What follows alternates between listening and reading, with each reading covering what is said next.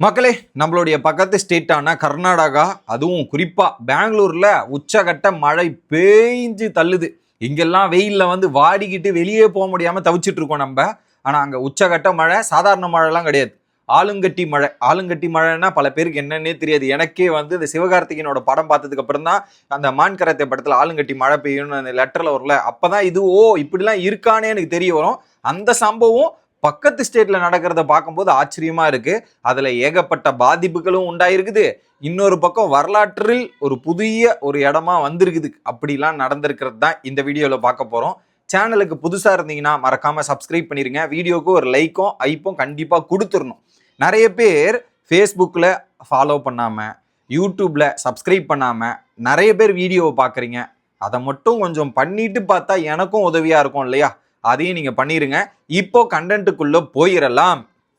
So பெங்களூர்ல நேத்து புதன்கிழமை ஆரம்பிச்ச மழை வேலைக்கிழமை வரை பின்னி படல் எடுக்குது. 24 மணி நேரத்துல சரியான மழை. அதுல அங்கங்க ஒரு சில இடங்கள்ல பாத்தீங்கன்னா ஆளுங்கட்டி மழை. ஆளுங்கட்டி மழைனா என்னன்னா ஐஸ்கட்டி மழையா பெய்யும். அந்த மாதிரி ஒரு மழை கிட்டத்தட்ட 24 மணி நேரத்துல மட்டும் அதிகபட்சமான மில்லிமீட்டர்ஸை ரெக்கார்ட் பண்ணியிருக்குது. 111 111 மில்லிமீட்டர் ரெயின் ரெக்கார்ட் ஆயிருக்கு காலைல 8:30 மணி அளவுல.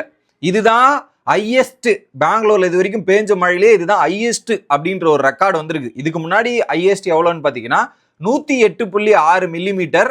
எப்பன்னா 2001 ஏப்ரல் 19 எப்படி 2011 ஏப்ரல் 19, கிட்டத்தட்ட 15 வருஷத்துக்கு அப்புறம் ஹையஸ்ட் மழையை ரெக்கார்ட் பண்ணியிருக்குது பெங்களூர். இப்போ என்னடான்னா நம்ம ஒரு போன வாரம் தான் பார்த்தோம், இந்தியாவில் வெயில் வெளுத்து வாங்க போகுது, சரியான வெயில் இருக்க போகுதுன்ற நிலைமையில இப்போ ஒரு சரியான மழை அடிச்சு நொறுக்கி இருக்குது.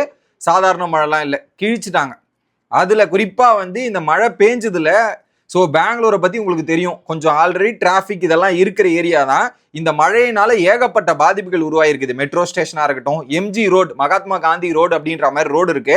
அந்த ரோடுல நிறைய பாதிப்புகள், தண்ணியில இருந்து தேக்கத்துல இருந்து நிறைய பாதிப்புகள் ஏறி இருக்கு. அதுவும் குறிப்பா மழை மட்டும் பெய்யல, கூட சேர்ந்து காத்தும் அடிச்சிருக்கு. அந்த காத்து மட்டும் எவ்வளவு தெரியுமா? 75 km/h அப்படின்ற காத்தும் மழையும் சேர்ந்து அடிச்சா என்ன பண்ண முடியும் பாருங்க. நம்மளால பைக்கும் ஓட்ட முடியாது, டிராவலும் பண்ண முடியாது, நின்றுக்கிட்டு வேடிக்கை தான் பார்க்க முடியும். ஸோ அந்த சுச்சுவேஷன்ல தான் பெங்களூர் நேற்று சிக்கியிருக்கு. இதுல குறிப்பா ஒரு ஹாஸ்பிட்டல் இருக்கு, பவுரிங் ஹாஸ்பிட்டல் அப்படின்ற மாதிரி ஒரு ஹாஸ்பிட்டல். அந்த ஹாஸ்பிட்டல் பக்கத்துல பாத்தீங்கன்னா ஒரு காம்பவுண்ட் வால் இருக்கு இல்லையா, வால். அந்த காம்பவுண்ட் வால் இந்த மழை காத்தடிச்சதுல அந்த காம்பவுண்ட் வால் ஆல்ரெடி கொஞ்சம் சரியா பேஸ்மெண்ட் போடல போல. அந்த காம்பவுண்ட் வால் விழுந்து 7 பேருக்கு மேற்பட்ட உயிர்கள் போயிருக்குது.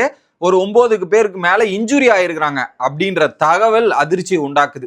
அதுல குறிப்பா 7வது பர்த்டேவை கொண்டாட போன ஒரு சிறுமி, 6 வயசு ஆயிருக்குது, 7வது பர்த்டே வரப்போகுது போல. அவங்க என்ன பண்ணிருக்காங்க, ஸோ அதனால ஷாப்பிங் போகலாம் அப்படின்றதுக்காக ஷாப்பிங் போயிருக்காங்க.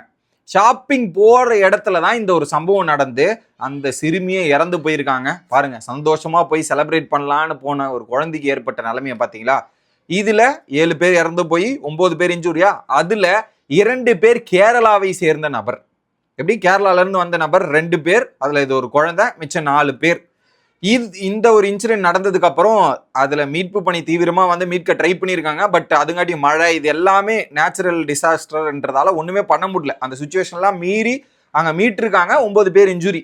இப்போ இறந்து போன நபர்களுக்கு என்ன பண்ணியிருக்காங்கன்னா கர்நாடகா கவர்மெண்ட் 5 லட்சம் ரூபாய் ஒருத்தருக்கு அப்படின்ற மாதிரி அலாட் பண்ணியிருக்கிறாங்க. ஸோ எதிர்பாராத நடந்த விபத்து. அடுத்து இதை தாண்டி இந்த மழையின் காரணமாக மட்டுமே இன்னும் ஒரு 3 பேர் அங்கங்கே இந்த மழை இந்த இதுவால இறந்து போயிருக்காங்கன்ற ஒரு தகவலுமே ரிப்போர்ட் ஆயிருக்கு. ஸோ இந்த மழையின் மூலமா 10 பேர் இறந்து போயிருக்காங்கன்ற ஒரு ரிப்போர்ட்டும் வெளியாயிருக்கு. அதை தாண்டி அந்த எம்ஜி ரோடு இருக்கு இல்லையா, எம்ஜி ரோடுல இந்த மழை 24 மணி நேரம் மழை. ஸோ நேத்து நைட்டே சரியான மழை. அந்த மழையில அந்த தண்ணி ரோட்ல தண்ணி 2-3 ஃபீட் ஹைட், அந்த அளவுக்கு தண்ணி ரொம்பி போயிருக்குது. ஸோ அதுல டிராவல் பண்றது, ஏன்னா பள்ளங்குழி இதெல்லாம் தெரியவே தெரியாது. நம்ம ஏரியால சென்னையில மழை வந்தாலுமே டப்புன்னு ரொம்பிடும், என்ன நடக்குதுன்னு தெரியல. இப்போ ட்ரைனேஜ் சிஸ்டம் நல்லா இம்ப்ரூவ் பண்ணியிருக்கிறாங்க. அதுக்கு முன்னாடி சென்னையிலே ஒரு மழையில எவ்வளவு 2015 பார்க்கும்போது அவ்வளோ தண்ணி வந்திருக்குது, அந்த அளவுக்கு இருந்திருக்கும். அந்த மாதிரி ஒரு சுச்சுவேஷன் தான் இப்ப பெங்களூர்ல நடந்துட்டு இருக்குது அப்படின்றதான் பாயிண்டா இருக்கு. இதுல பல பேர் வீடுகளிலும் பல இதுகளையும் போயிட்டு தண்ணி நுழைஞ்சி அவங்களுடைய அத்தியாவசிய தேவைகள், காசு, பணம், எல்லாத்துலேயுமே டேமேஜ் பண்ணி பல பேரோட வாழ்வாதாரமே கேள்விக்குறியா ஆயிருக்குது 24 மணி நேரத்தில் மட்டுமே. இன்னொரு பக்கம் புக்கு என்னன்னா, அது சர்ச் ஸ்ட்ரீட்ல ஒரு புக் ஷாப் இருக்கு, அது பாப்புலரான புக்குங்களுக்கான ஏரியா போல. அந்த ஏரியால 5000த்துக்கு ஏற்பட்ட புக்குகள் வந்து பாத்தீங்கன்னா இந்த மழையால இந்த இதுவால வந்து டெஸ்ட்ராய் ஆயிருக்கு, பாதிக்கப்பட்டிருக்குன்ற மாதிரி அந்த போட்டோஸும் இமேஜஸையும் பார்க்க முடியுது. ஃபேமஸான ஏரியா, அந்த புக்குக்கும் இந்த வந்து இருக்க நிலைமையை பார்த்தீங்களா அப்படின்ற மாதிரி அந்த ஒரு சுச்சுவேஷனுமே ஷேர் பண்ணிட்டு வராங்க. அதை தாண்டி ஸ்டேட் ஃபுல்லா அந்த கர்நாடகா பெங்களூர் சுத்தி கிட்டத்தட்ட 170க்கு மேற்பட்ட மரங்கள் கீழே விழுந்திருக்குது. இன்னொரு பக்கம் 408க்கு மேல வந்து பாத்தீங்கன்னா இந்த மாதிரி முழுசா மரங்கள் விழுந்தது. நிறைய இடத்துல இந்த மாதிரி சுச்சுவேஷன் கண்ட்ரோல் பண்ண முடியாத ஏரியாஸா அந்த டேமேஜஸ் ஹெவியா ஆயிருக்குன்ற மாதிரி 408 ரிஜிஸ்டர் ஆயிருக்குது போல நேத்து சாயந்தரம் ஈவினிங் அடிப்படையில். ஓகே, அதை தாண்டி எமர்ஜென்சி சுச்சுவேஷனுக்காக இப்போ இந்த மாதிரி சுச்சுவேஷன் நடந்துருச்சுன்னா கவர்மெண்ட் நம்பர்லாம் கொடுப்பாங்கல்ல, கான்டாக்ட் பண்ணுங்க அப்படின்ற மாதிரி. அந்த மாதிரி கான்டாக்ட் நம்பர் கொடுத்ததுல 25,000த்துக்கு மேற்பட்ட கால்கள் மட்டுமே ரிஜிஸ்டர் ஆயிருக்குதான். எப்படி 25,000த்துக்கு மேற்பட்ட கால்ஸ்? ஏன், எதனால அப்படின்னு பார்த்தீங்கன்னா மரம், தண்ணி, டிரான்ஸ்ஃபார்மர், எலக்ட்ரிசிட்டி அப்படின்ற மாதிரி ஏகப்பட்ட இஷ்யூஸ் வந்து இப்போ கண்டினியூஸாக அங்கே ஏற்பட்டு இருக்கு. அது எல்லாமே இப்போ கவர்மெண்ட் செஞ்சுட்டு இருக்காங்க அப்படின்றது தான் இது ஒரு பயங்கரமான ஒரு சம்பவம் நடந்துட்டு இருக்கு. அதை தாண்டி பெங்களூருக்கு ஆரஞ்சு அலர்ட்டுமே கொடுத்துருக்குறாங்க. ஏன்னா அடுத்து இன்னும் பயங்கரமா மழை வரும் அப்படின்றதையும் சொல்லியிருக்கிறாங்க. பெங்களூர் மற்றும் சதன் சைடு கர்நாடகா இருக்கு இல்லையா, அந்த கர்நாடகா முதற்கொண்டு இதெல்லாம் கொடுத்துட்டு இருக்கிறத பார்க்க முடியுது. ஓகே, இதுல ஒரு பக்கம் மனிதர்கள் இதெல்லாம் இருக்குல்ல, அதை தாண்டி 5 இனம் உயிரினங்கள்லாம் இருக்குல்ல, பேர்ட்ஸு, நாய், இந்த மாதிரிலாம் இருக்குல்ல, அதுல மரங்களில் குட்டி போட்டிருக்கோம்ல பறவைகள்லாம், அதுல கிட்டத்தட்ட மரங்கள் உழிஞ்சதாலையும் இந்த காத்தாலையும் 100க்கு மேற்பட்ட பறவை குஞ்சுகள் இதெல்லாம் பாதிக்கப்பட்டிருக்கு. அது எல்லாத்தையுமே மீட்டு வச்சிருக்கிறாங்க. அப்போ பாருங்க, அதுங்களுக்கு இடம் இல்லாம அடுத்து என்ன பண்றது இல்லாம அவங்க ஒரு பக்கம் தவிக்கிறதையும் நம்மளால பார்க்க முடியுது.